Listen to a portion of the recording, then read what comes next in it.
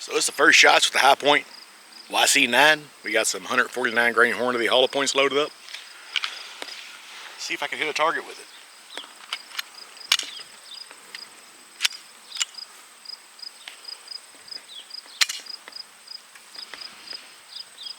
That's promising.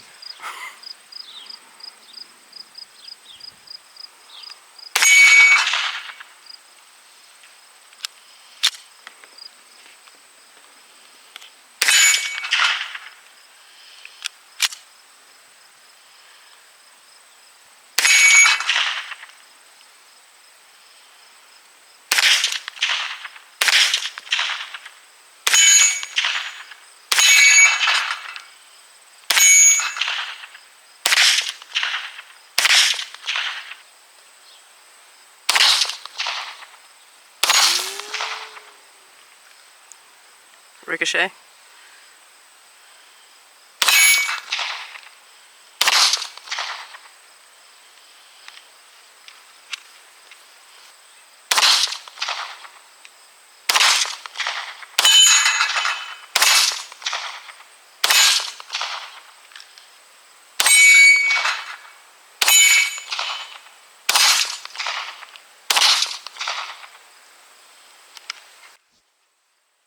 Yeah, it was about right here. I was wondering why I bought this gun.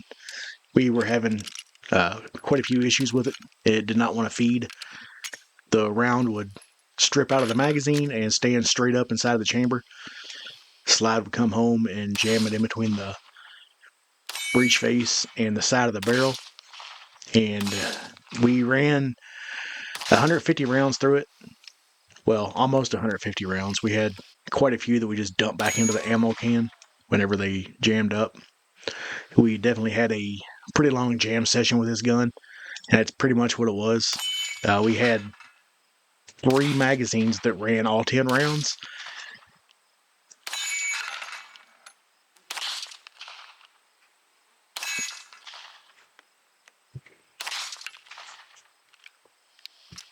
Now, it did lock back on the last round all but one time. The only time it did not lock back on the last round is when I lubed the gun up. And I think I put way too much lube in it. We just grabbed a can of WD-40, which you'll see here in a little bit. And we sprayed the inside of the chamber pretty good. And try to get the rails just to loosen the gun up a bit. It did not help at all.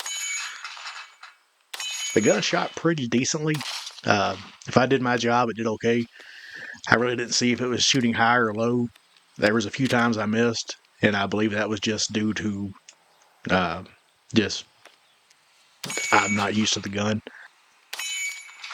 No, I will say the gun did feel good shooting it. It had a pretty decent feel to it. As big as the gun is, it absorbed the recoil very well, and the trigger's not terrible. I've felt worse triggers on guns, but the grip safety didn't feel too bad in the hand.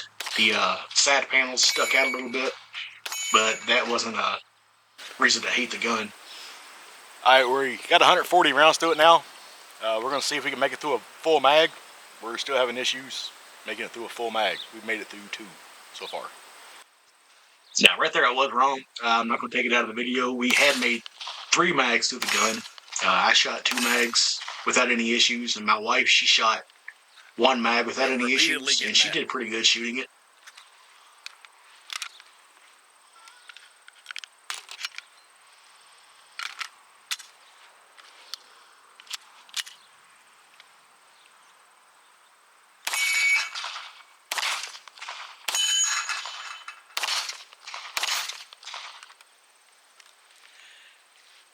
And that. It's starting to look dry inside, so we're going to douche it down with some WD-40.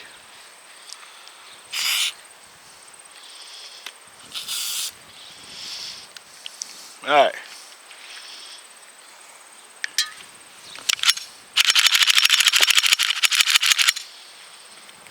Now it's coated in WD-40. Let's see if we can run a full mag. God damn, it's dripping out everywhere.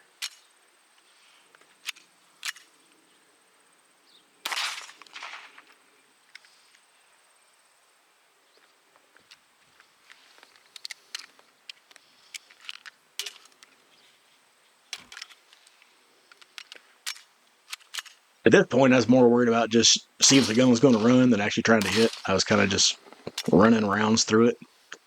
I don't know. It was aggravating. It was just an aggravating day. Ran 15 mags, ended up with some double penetration, shit like that.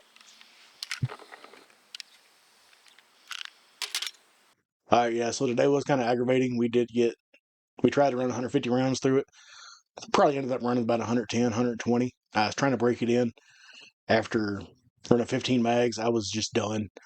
I might go out and try it again before I get a hold of Highpoint, but I might just email Highpoint, see if they have any tips or tricks, something I can do to this. The the gun wasn't feeding, so I'm guessing it was some kind of a magazine issue.